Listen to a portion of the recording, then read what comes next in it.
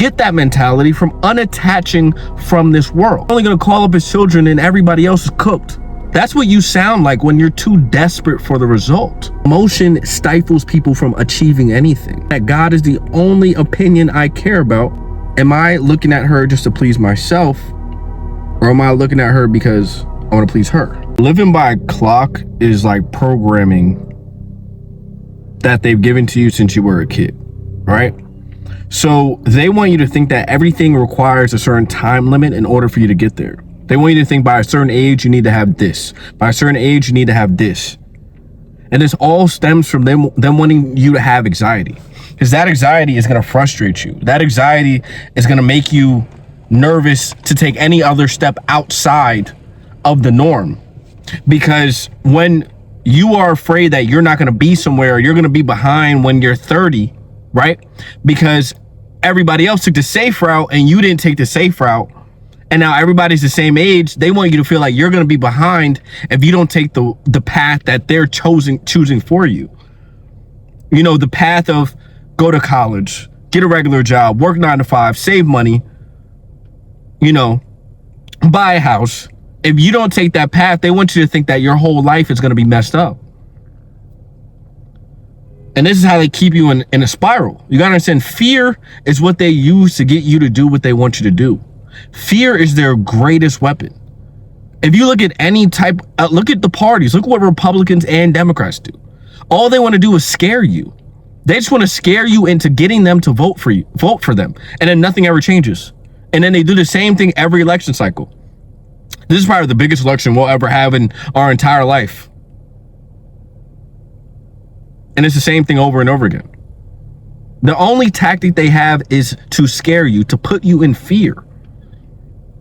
That's why God said the only thing you should fear is me. Only thing you should fear is me. If I'm on your side, who is there to fear? We serve an entity that created everything. Everything is in his hands. Everything is held together by him. Which is why I'm not scared of anything. And you shouldn't be either. And you need to stop living by a clock. You need to stop living by a time limit. Your time will come when your time comes. And this is why people stop putting in the action to be successful, because they're afraid that their time is up. I meet 22, 23-year-olds frustrated about where they're going to be next year. And I guess that's a good mentality to have, but the stress behind getting there is not going to get you there quicker. It's actually going to stop you and give you more anxiety along the path. The mentality to have to be successful is one where you understand that I'm going to do this until it works. If you say that I'm going to do this until it works, there's no anxiety behind that. There's no stress behind that statement, because it's until it works. It could work tomorrow. It could work 10 years, 20, 30 years. I'm going to do it until it works. And you get that mentality from unattaching from this world. And the only way you unattach from this world is you understand that this life is minuscule and there's an eternity after this life for you. And that eternity is much better than whatever you have planned in this earth. So work your ass off and serve in this world. And whatever God graces and blesses you with, you take it. But you don't stress about getting the result, because you understand the true result is the fact that you served for your entire life, and that eternity is on the other side of this life. There's so many people like Andrew Tate, Tristan Tate, Justin Wall, all these people who preach money, money, money, money, money, get rich, get rich, get rich. When the Lord comes back, money is not going to save you.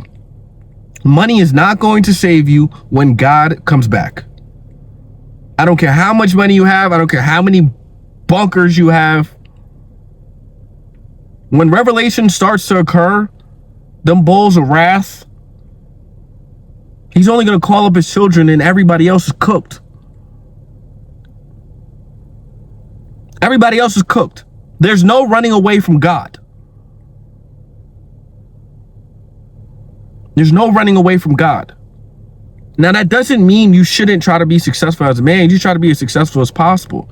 You should try to make as much money as possible. But in trying to make money, right, that Anxiety and that desperation to get to that result is going to repel that reward, or going to repel that result.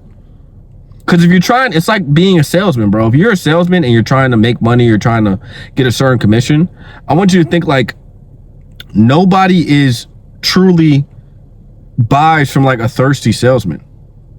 Nobody buys from a salesman who's like you ever been to tried a furniture store, or you go to go get a car or something, and you could smell that he hasn't had a sale in years, and you could smell like the salesman commission breath. That's what you sound like when you're too desperate for the result. Be desperate for God and put your faith in the actions and say, I'm going to do this action every single day,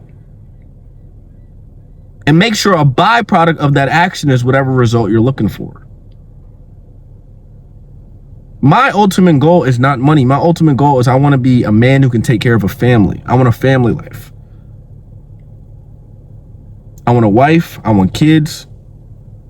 I want a house on a nice field. These are the things I want. But I'm not going to worship it, because when you worship it, it's harder to get. I worship God and I work my ass off every day, and hopefully God blesses me with it. But that doesn't mean if I don't have it in the next 15, 20 years that I'm going to stop working for it. I've already set the tone that my goal in life is just, I'm going to serve. If my goal in life, my main priority is to serve, then everything else is just a bonus. I've already been blessed with eternal life. I've already been blessed by having a son die for me. So I don't stress about this life. And I'm not going to tell you to stress about this life. They want you stressed. They want you scared. They want you fearful of the next day, or what happens tomorrow. I refuse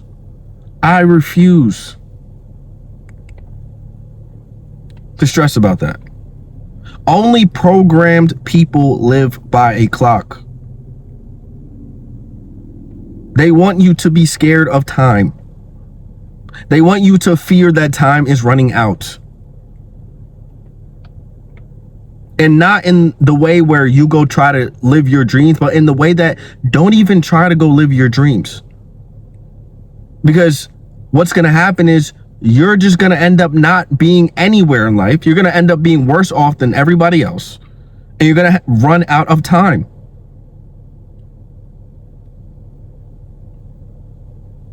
They put pressure on you to not go achieve things. It's just programming, bro. Everything is programming. But you have to be aware of who you're being programmed by. You have to be aware.